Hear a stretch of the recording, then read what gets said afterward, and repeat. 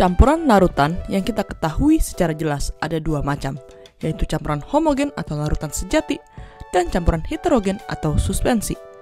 Pada campuran homogen, semua partikel yang larut dan menghasilkan satu fasa yang tidak dapat dipisahkan. Pada suspensi, partikel-partikel ini tidak larut dan kedua fasa dapat dipisahkan. Di antara kedua jenis campuran ini, ada yang disebut dengan koloid. Koloid ini merupakan satu fasa tidak terpisah, tetapi partikelnya tidak sekecil larutan sejati. Contoh koloid dalam kehidupan sehari-hari adalah saus tomat dan aerosol. Dalam sistem koloid, partikel koloid disebut dengan fasa terdispersi dan mediumnya sebagai medium pendispersi.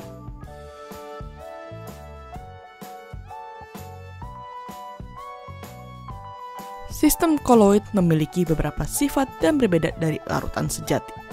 Yang pertama, gerak Brown.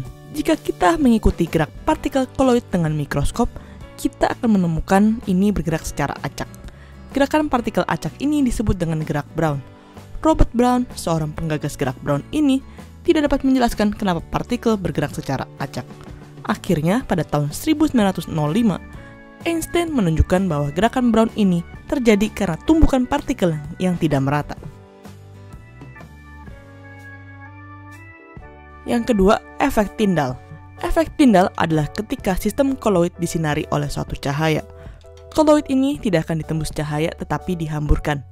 Jadi, kalau pada larutan sejati cahaya ini akan tembus, pada koloid cahaya ini akan dihamburkan. Hal ini terjadi karena ukuran partikel koloid relatif besar sehingga memantulkan cahaya yang jatuh padanya. Yang ketiga, adsorpsi. Zat-zat yang terdispersi dalam koloid dapat memiliki sifat listrik pada permukaannya. Partikel ini menimbulkan gaya van der Waals sehingga dapat mengikat partikel-partikel zat asing. Gejala penempelan zat asing ini disebut dengan adsorpsi. Zat-zat yang terikat secara adsorpsi akan membentuk lapisan yang tebalnya sekitar 1-2 partikel. Jika partikel ini mengadsorpsi anion, maka sistem koloid akan bermuatan negatif. Jika yang diabsorpsi adalah kation, sistem koloid akan bermuatan positif.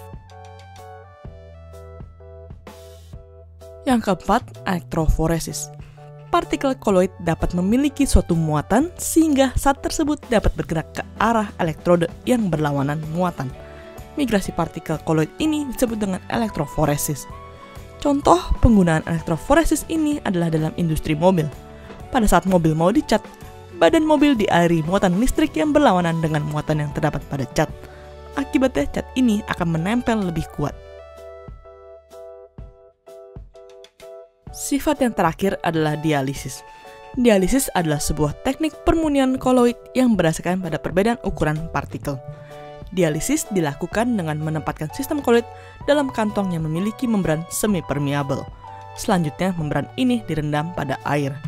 Ion-ion pada medium pendispersi lebih kecil daripada partikel koloid, sehingga ion ini dapat pindah dan keluar dari sistem koloid. Partikel koloid akan tetap berada dalam kantong membran.